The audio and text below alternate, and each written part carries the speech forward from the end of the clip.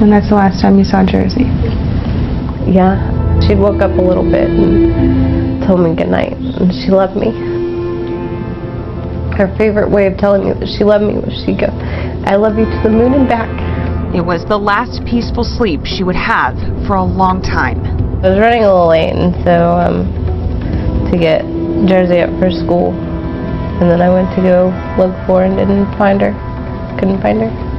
I was checking all through the house and I couldn't find her. And I called my mom. I said, "Mom, I can't find Jersey." You go into the mother mode. Did you check under the bed? Did you check in the closets? Did you do this? Did you? Yeah, she said. So call 911. Before I called the cops, I'd peeked out and it was, Amanda was sitting on her front porch. I was like, "Did you get Jersey?" And she's like, "No, I didn't." And that's when I was scared. I was terrified. Bentonville 911, what's the address of the emergency? It's 608 Southeast 8th Street. I kept telling myself, I gotta wake up. This isn't real. I've gotta wake up. And I'm knuckling the steering wheel, thinking, she's somewhere.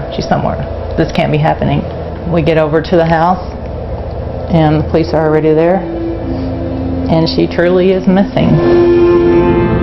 I didn't want to believe it. I wanted to believe she was still alive, still breathing, still smiling the way only a child can. That's how one family described the moment everything changed. A little girl who should have been dreaming about birthday candles, Thanksgiving celebrations, and end of the school session was suddenly gone. And what happened to her next would leave even the most seasoned investigators shaken. This wasn't just another case on the evening news. It was a story of innocence destroyed, of trust broken in the most unthinkable way. And at the heart of it all was a child, only 6 years old, whose final night began like any other, with a whispered, "I love you," before bed. By morning, her room was empty. The search that followed would expose more than just a missing child. It would unravel secrets, bring neighbors under suspicion, and end with a confession that still chills an entire community to this day. This is not an easy story to tell. I'll be honest, I had to stop more than once while writing because the weight of it is overwhelming. A little girl who should have been celebrating her 7th birthday, laughing with her sister, and growing up surrounded by love, simply isn't here anymore. Her absence is a silence that cannot be filled. What makes it even harder is knowing the danger wasn't hiding in some dark alley. It was right there, inside the family's trusted circle. Someone they welcomed into their home, someone they leaned on, someone they believed cared for their children. That trust was betrayed in the most unthinkable way, and that is what makes this case one of the most haunting of all. Before we begin, a gentle warning. This documentary covers the heartbreaking loss of a child. While we will avoid disturbing details, the nature of the story is deeply unsettling. Please brace yourself. If you're new here, we'd love for you to subscribe and tell us where you're watching from. And to our loyal subscribers, thank you for every share, like, and comment. Your support keeps these stories alive and helps protect children everywhere. Jersey Bridgeman was born on November 14th, 2006 in Bentonville, Arkansas. Her parents, Desiree Bridgeman, later Browning, and David Bridgeman, separated when she was very young. From then on, Jersey split time between households. With her father in Rogers, she also lived with his partner, Jonna Slinkard Bridgeman, who became her stepmother. With her mother, she shared a small, steady routine that included time with her younger sister, Leah. In early December 2011, police responded to David's residence in Rogers and discovered that Jersey had been restrained to a piece of bedroom furniture. David told officers he did it because he feared she might wander at night, claiming it was to stop sleepwalking. The account alarmed authorities and the community. Prosecutors charged both adults. David was later sentenced to 18 years in state prison. Jonna received 12 years. Following those convictions, Jersey was placed full-time with her mother, Desiree. Leah remained by her side. The priority was safety, stability, and a return to ordinary childhood milestones. In March 2012, Desiree moved into a modest rental on SEA Street in Bentonville. The location mattered, close to work, close to school, and, importantly, next to people she trusted. On the adjoining property lived Desiree's longtime friend, Amanda Hawley, with her husband, Zach Hawley, and Amanda's young son. Desiree and Amanda knew each other's histories and leaned on that familiarity. The families traded everyday help, errands, quick meals, and childcare. When Desiree worked a shift, the Hawleys often watched Jersey and Leah. It was a neighborly rhythm that felt dependable. That fall, Jersey entered first grade at Sugar Creek Elementary. Her teacher described a child who was curious and talkative, eager to share what she learned and proud of small achievements. Away from school, family ties remained strong. Jersey's uncle, Thomas Bridgeman, David's brother, regularly invited her over so she could spend time with cousins on her father's side. Those visits gave her a sense of belonging that stretched across both branches of the family. At home, the bond between the sisters was obvious. Leah followed Jersey from room to room, and Jersey, 1 year older but already protective, treated her like a constant companion. The household routines reflected that closeness. Shared play, shared bedtime, shared mornings that moved quickly from breakfast to the school bus. After the upheaval of 2011, the goal was ordinary life, school days, picture days, and upcoming holiday plans. As autumn progressed, those plans took shape. November brought a 6th birthday, the start of cooler mornings and talk of classroom activities. Desiree's place on SEA Street became a small hub for that life. Children's shoes by the door, backpacks by the table, and a schedule built around work and school. Neighbors waved. Friends stepped in when needed. The appearance of normalcy seemed earned. All of this formed the context that mattered. A child back in her mother's care, a sister at her side, a neighborhood that appeared familiar, and adults who seemed within the circle of trust. By late November 2012, the routines looked steady from the outside. The people near Jersey were the same ones who helped carry groceries, shared quick conversations over the fence, and kept an eye on the kids after school. Nothing on the surface suggested imminent danger. On November 14, 2012, when Jersey turned 6, the family marked the day with a small celebration cake, a few balloons, and the kind of photos parents save. It was a simple milestone, but it mattered. After a turbulent year, the plan was to keep routine steady and let the season feel normal. The following week moved quickly through schoolwork and holiday talk. On November 19th, during a classroom raffle, Jersey won a frozen turkey for the upcoming break. She insisted on carrying it herself, wedging the heavy prize into her backpack and grinning from ear to ear as she showed it off. Staff and classmates noticed the pride. That afternoon, she brought the news home, excited about cooking plans for Thanksgiving. That evening, Desiree headed to her shift at the nearby Easy Mart. Arrangements for childcare were already in place. The girls, Jersey and her younger sister, Leah, stayed with the neighbors next door, Amanda and Zachary Hawley. By this point, the two households functioned like an extension of each other. Drop-offs and pickups happened without fuss. Quick messages confirmed schedules. The expectation was ordinary. Homework, a snack, evening TV, then lights out.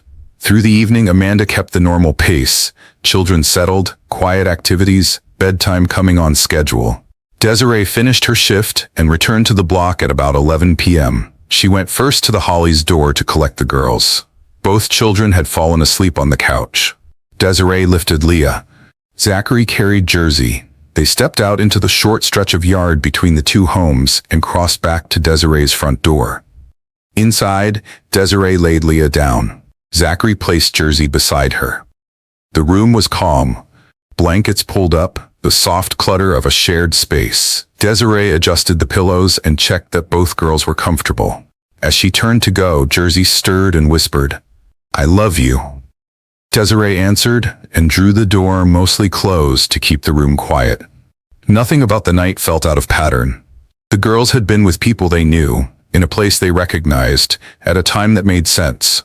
No alarms, no urgent calls, just a late evening pickup, a short walk, and two children asleep in their own home. With the house settled, Desiree moved through the last tasks of the night, putting away a bag, checking a clock, turning out a light, before heading to bed. The intention was the same as any weekday. Wake the girls in the morning, get ready for school, and keep the week on track. If you've ever had to trust others with your children, you know how deeply families rely on that trust. Please subscribe. It helps us raise awareness so parents and caregivers can better protect kids even in the places that feel safest. The morning of November 20th, 2012 began like any other. Desiree stepped into the bedroom to wake her daughters. Leah was still curled up in bed, but Jersey's spot was empty. At first, Desiree thought her oldest child might have wandered into another room. She checked the small house quickly, bathroom, living room, kitchen, but Jersey was nowhere to be found. Panic set in. Desiree picked up the phone and called her mother, hoping for reassurance. Her mother asked the questions any parent would. Did you check under the bed? Did you look in the closets? Desiree had. Jersey wasn't there. At 6:43 a.m., she dialed 911. The dispatcher recorded her words, "My daughter is missing from 608 SEA Street." Within minutes, Bentonville police units were on scene. Officers began canvassing the property, moving with urgency. The first search concentrated on Desiree's house. Doors, windows, and locks were examined. There were no signs of forced entry. Next, investigators turned to the Hollies' home next door. Amanda and Zachary told police they hadn't seen Jersey since the night before. Their home was searched as well. Again, no signs of struggle, no broken doors, no immediate answers. As the minutes stretched, urgency grew. Neighbors stepped outside, concerned by the sudden presence of police cruisers. On the adjoining property at 704 SEA Street, Officer Travis Nichols noticed something troubling. The back door of the vacant house stood ajar. With Officer Mike Henson, he walked cautiously toward it. Inside, the air was stale. Trash and debris littered the floor, a clear sign the house had long been abandoned. But in the back bedroom closet, officers made a discovery that froze them in place. There, they found the body of 6-year-old Jersey Bridgeman. The scene was immediately secured, and investigators called for a search warrant to preserve evidence. Word spread quickly. Jersey's grandmother arrived, her face stricken. She asked an officer what had been found. He couldn't bring himself to say it aloud, but his expression told her everything. Later that day, Jersey's grandfather was called to the scene for the grim task of formal identification. The street fell quiet as police taped off the area. Neighbors stood in shock, whispering about what could have happened during the night. For them, the vacant house had always been just another empty building. That morning, it became a crime scene that shattered their sense of safety. With Jersey's body recovered, investigators knew time was critical. The Bentonville Police Department took the lead, but they weren't alone. The FBI joined the case immediately, bringing additional manpower and forensic expertise. Evidence was secured from the abandoned house, and samples were rushed to the Arkansas State Crime Lab in Little Rock for testing. Detectives widened the net. Every neighbor was questioned, and known sex offenders in the area were interviewed and accounted for. Officers went door to door along SEA Street, gathering information about who had been awake during the night, what noises were heard, and whether anyone had noticed movement around the vacant property. The goal was simple: piece together a timeline that explained how a 6-year-old vanished from her home and ended up only 2 doors away. Attention soon turned toward Amanda and Zachary Hawley, the young couple who lived next door. Amanda gave her account first. She confirmed that on the night of November 19th, Jersey and her younger sister had been at their home while Desiree worked. According to Amanda, Desiree returned shortly before 11 p.m., and Zachary helped carry Jersey back next door while Desiree carried Leah. In her words, that was the last time she saw Jersey alive. Zachary Hawley's version of the night was more complicated. He told police that he woke up at 3:35 a.m. with severe stomach pains. To ease the discomfort, he said he walked roughly 150 yards to the Easy Mart convenience store located nearby. There, he bought a bottle of Pepto-Bismol. This detail could be checked. Surveillance video confirmed his arrival at the store at 3:38 a.m., only 3 minutes after the time he claimed to have left his house. Behind the counter was Brandon Crouch, Desiree's boyfriend at the time, who was working the overnight shift. Crouch later confirmed seeing Holly come in. Zachary explained that he returned home after the store visit, went back to bed, and then woke again around 6:30 a.m. to get his 4-year-old stepson ready for school. It was only after that routine that Amanda came to him, saying Desiree couldn't find Jersey. To investigators, something didn't sit right. The midnight trip to the store raised a question. Was it a genuine errand or a staged move designed to establish an alibi? Why had Holly felt the need to leave his house at that hour instead of simply waiting until morning? Detectives continued to press. 2 search warrants were executed in quick succession, one at Desiree's home and another at the Hollies. Officers collected clothing, bedding, and items that could yield DNA evidence. Each step tightened the investigative circle. By November 23rd, only 3 days after the discovery, Holly himself made an unusual request. He volunteered to take a polygraph test, insisting he wanted to clear his name. Detectives agreed, and the exam was administered by Detective Sergeant Chris Moffat. The results were clear. Holly failed. The charts showed deception. Confronted with the outcome, Holly denied wrongdoing. But investigators were patient. They knew the evidence from the crime lab was still pending, and they continued to ask questions, looking for inconsistencies in his story. Then came the turning point. Results from the Arkansas State Crime Lab returned. Samples taken from Jersey's body were compared against DNA swabs collected from Zachary Holly. The match was conclusive. The science placed him at the scene of the crime. When detectives presented this evidence, the facade crumbled. Holly eventually admitted his involvement, giving a statement that included details only the perpetrator could know, details that had never been made public. For investigators, the confession confirmed their suspicions, but it also devastated those who had trusted him. Zachary Holly wasn't a stranger lurking in the shadows. He was the helpful neighbor who helped carry groceries, who babysat children, and who was considered part of the family's support system. The betrayal cut deeply. Detectives now had the failed polygraph, the DNA match, and a confession with details only the perpetrator could know. There was no doubt about who had betrayed that trust. But what remained was just as critical. Would a jury see it the same way?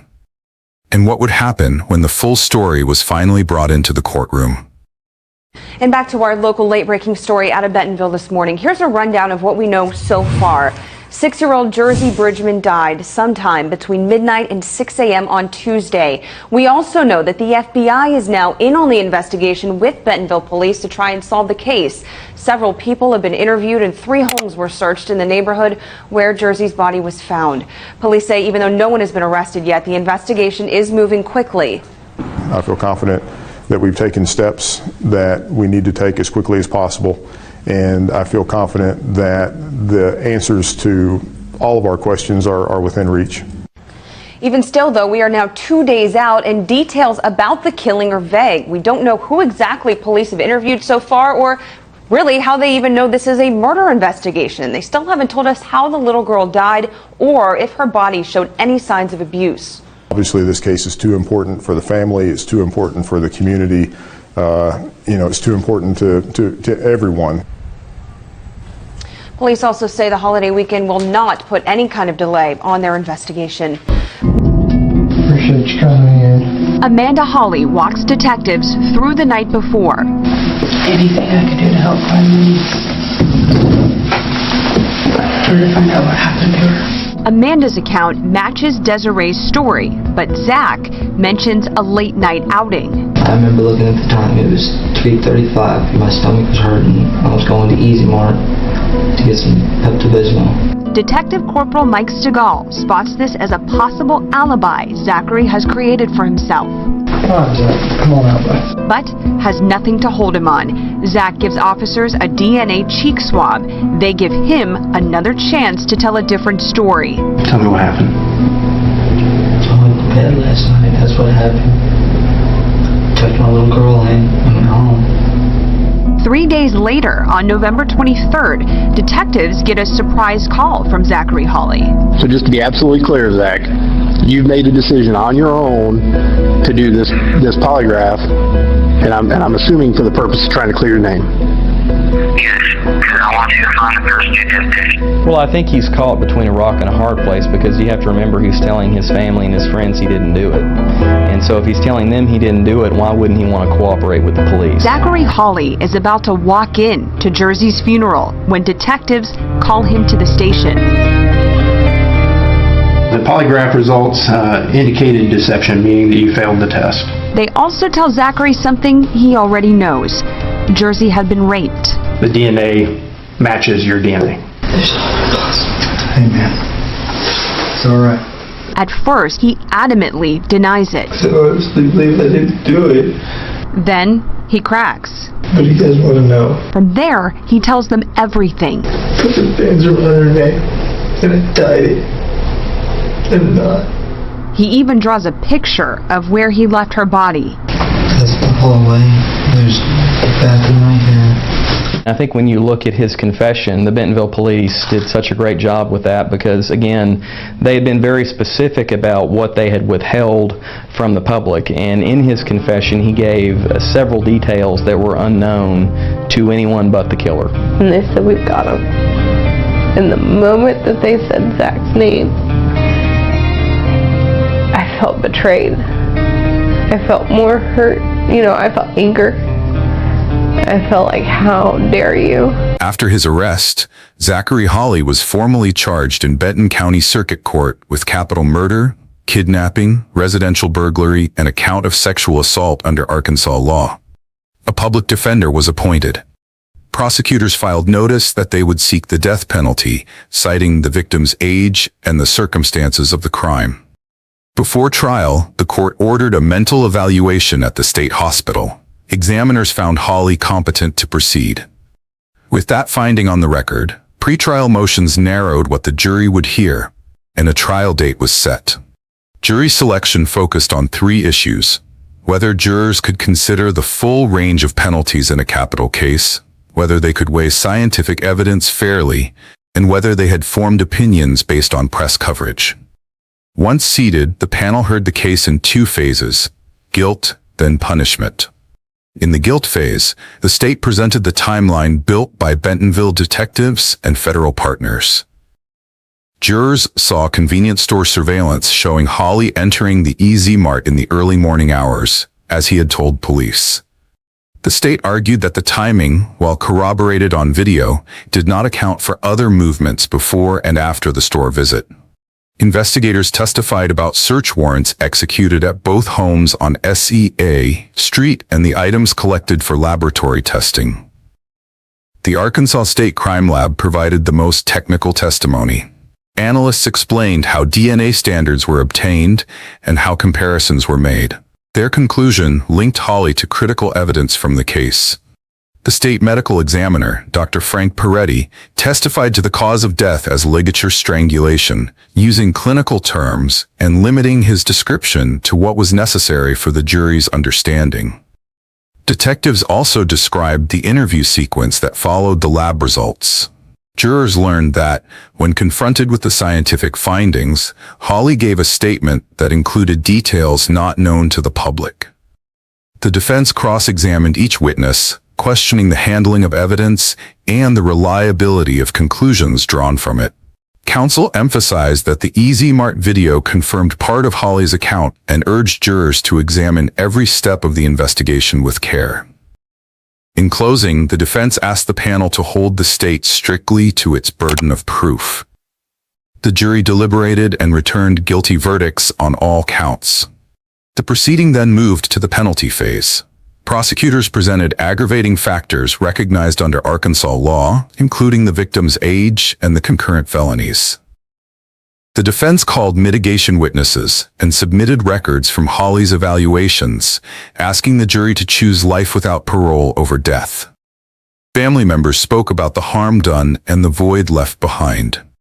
Hawley addressed the court briefly, stating, "I sincerely apologize for the pain and suffering I have caused."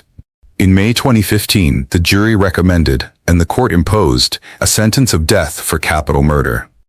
The judge also ordered additional penalties on the remaining counts: 2 life sentences and a 20-year term to run consecutively.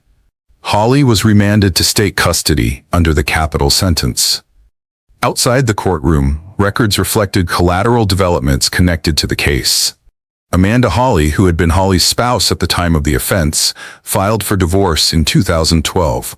It was finalized later. While awaiting trial in the county facility, Hawley was attacked by another inmate, Michael Morin. Morin later explained to reporters that the assault was an impulsive act, driven by anger after learning the nature of the charges, and because he had a daughter of the same age as Jersey.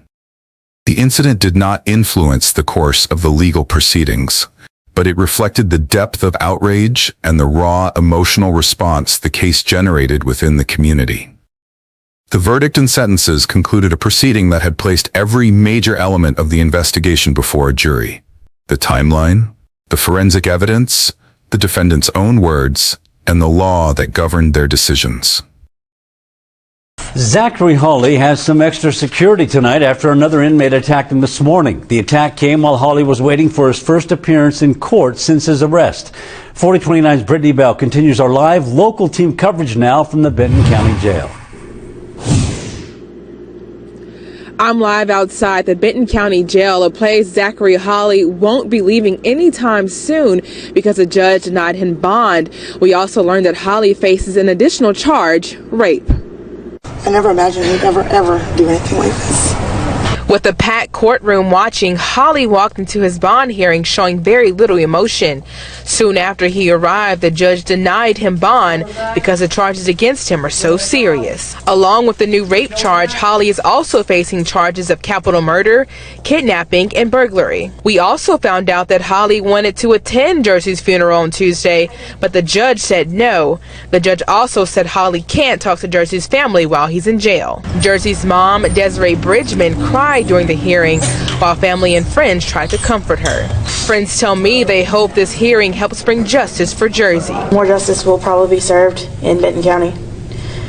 So, as reports showed, he was beaten this morning, and I don't think it's going to be the last. Hawley's family and friends were also pretty shaken up at the hearing. His stepdad and mom left the courtroom visibly upset. April Reed, a family friend, understands this case is hard for both families. It's very tragic, and I couldn't imagine going through that as a mother. It's just, I'm speechless. I don't know what to think right now. After the verdict and sentences were entered in Benton County, the case moved to appellate review. On June 1, 2017, the Arkansas Supreme Court affirmed Zachary Hawley's convictions and sentences. The court rejected three primary challenges: that evidence was insufficient on residential burglary, that a pretrial offer to plead to life should have been admitted as mitigation, and that his custodial statement should have been suppressed. The decision left the jury's findings and the capital sentence intact. Hawley then sought review in Washington, D.C.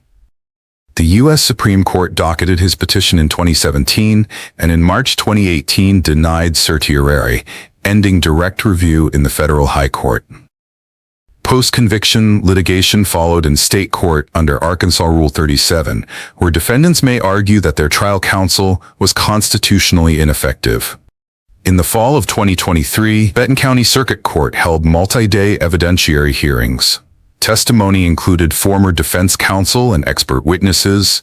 Filings focused on strategic choices at trial and sentencing, including the handling of mental health evidence and mitigation themes. The court took the matter under advisement for written findings. Appellate activity has continued.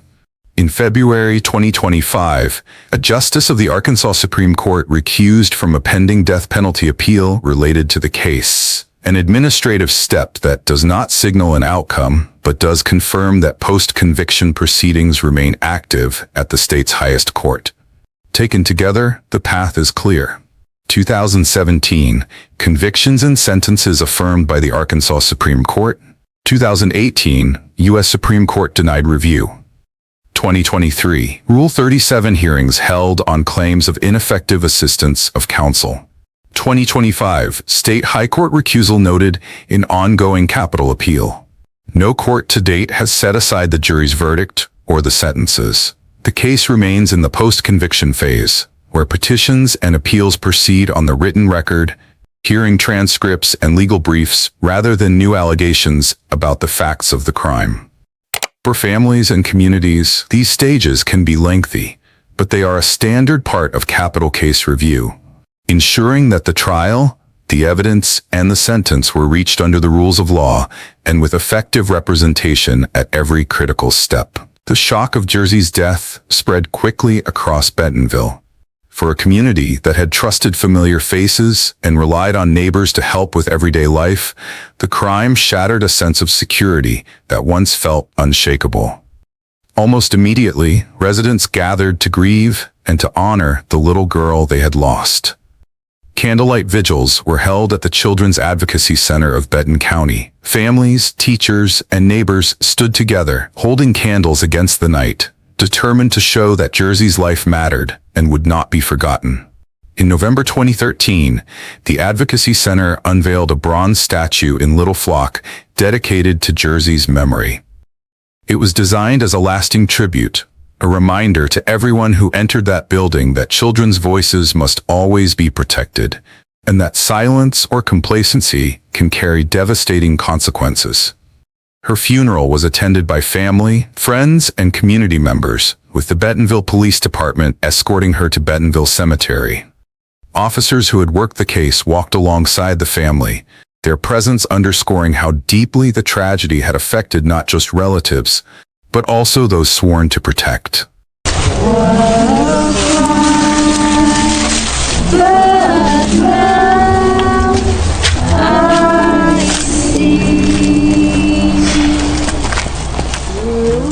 We just wanted to maybe find a way to process our grief and probably a lot of sadness that the community feels and a lot of the questions that we all have that we don't have any answers to today, and just felt like that this would probably be an appropriate way to do that.